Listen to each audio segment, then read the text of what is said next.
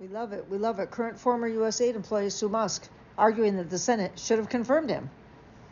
So, the court paper, the front of the court paper states plaintiffs J. Doe 1 through 23 by and through their attorneys hereby bring the complaint against Elon Musk in his official capacity, as well as the United States DOGE Services and the Department of Government Efficiency, collectively DOGE, in support thereof, upon personal knowledge as well as information and belief.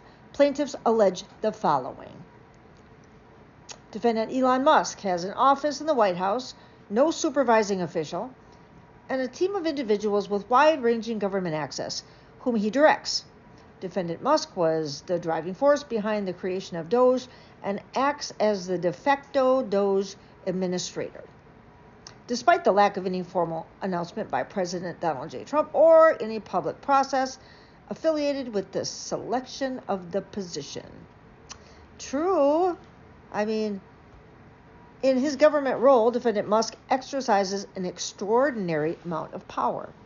Well, that's interesting. Yeah, he does. Let's continue.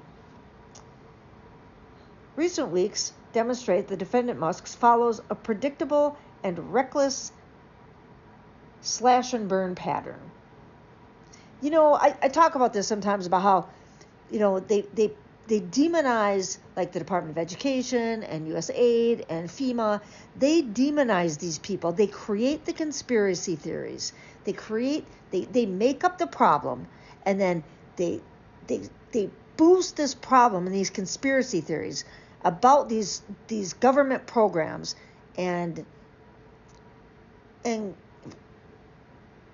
like, I mean, they make this shit up, and then they go after these people, and they use their own conspiracy theories to justify why these things must end.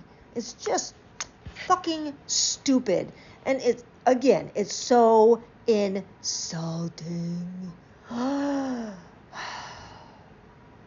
So insulting.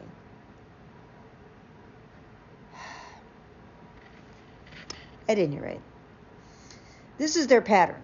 1. Identify a federal program, target, often relying on information posted on his privately owned social media platform, X, to pick them. Attempt to install his Doge team, which largely consists of former employees from across a variety of Defendant Musk's businesses within the agency or agencies that administer these programs. 3. Attempt to gain access to the agency's core operating systems, often demanding access that is forbidden by privacy and security laws for individuals who have no clearance to access the information.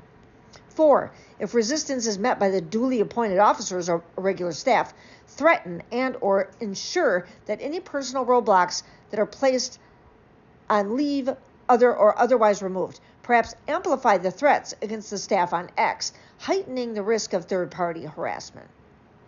5. Use the agency's internal technology and information systems, again, without proper legal authorization, to identify personnel for termination and contracts for freezing.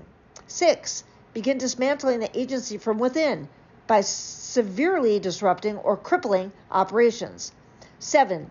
Post about his actions either on his personal X account or the official Doge X account, or both. Well, they do follow this pattern now, don't they? They also, in this court filing, they included screenshots from X. One is General Mike Flynn, the traitor that was pardoned by President Poopy Pants. Mike Flynn posted on February 1st, "Now it's the Lutheran faith. This use of religion as a money laundering operation must end. Lutheran Family Services and affiliated organizations receive massive amounts of taxpayer dollars, and the numbers speak for themselves. These funds totaling blah, blah, blah, blah, blah." So going after the Lutherans, because, I don't know, something about, they did something transsexual, gay rights, immigration, all the buzzwords, right? And Elon Musk responded to it and said, "The Doge team is rapidly shutting down these illegal payments." As if he's just responding. He's just running everything on Doge on X. And then also on the February 11th joint press conference, Defendant Musk said there are quite a few people in bureaucracy who have ostensibly a salary of a few $100,000, but have somehow managed to accrue tens of millions of dollars of net worth while in that position, which is what happened at USAID. On information and belief, Defendant Musk and Doge have unprecedented and illegal access to thousands of federal government employees' records, including security clearance files, which contain the net worth of these employees.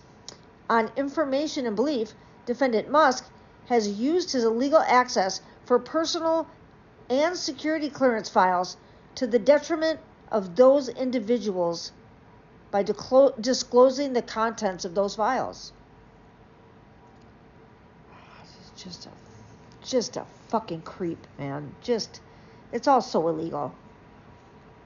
Another thing they said, in seeking access to Treasury systems, Defendant Musk and Doge initially stated that their goal was merely to undertake a general review of the system and observe its operations without interfering with disbursement. However, a January 24, 2025 email exchange revealed that the Doge push for access to the Treasury payment system was actually intended to receive access to the closely held payment system so that they were able to freeze it. That is what they wanted. We knew that. And even though they say that they don't have access to private information, it's bullshit. Another thing, and he's going after all the things. I mean, the Department of Defense has failed like 7 fucking audits in a row. Oh, but don't go after them to try to figure out where the waste and fraud is there. Go after Social Security, USAID, because USAID was investigating you. FAA was investigating you, which is why he's going after personal things here. That's what he's doing. He's settling personal scores.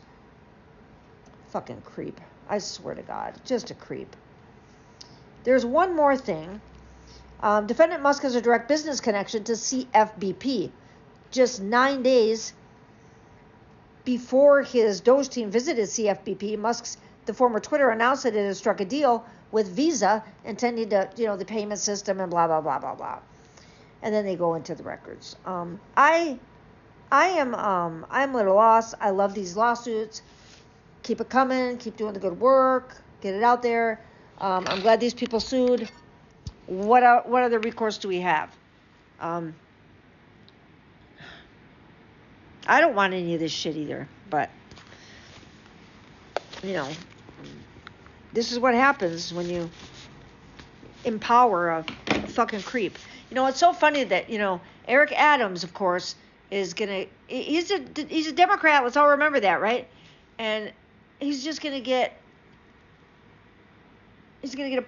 his case dismissed, but it could be brought back, not entirely dismissed, so that Trump can own his ass and also raid New York City with ICE to go after undocumented Americans. And he still can't hit Biden's average deportation number for each day was like 1,500. If you're closing the border, the only pool of people you have to deport are already here, dude. If you don't have like all these encounters every day, thousands of them, you don't have all these people to deport. Okay, I guess he figured it out. He's not always known as the brightest fucking bulb in the box. Anybody that can bankrupt a casino, man, bankrupt himself like 6 or 7 times, lose millions of dollars, and then finally make it into the billionaire status by a fucking meme coin?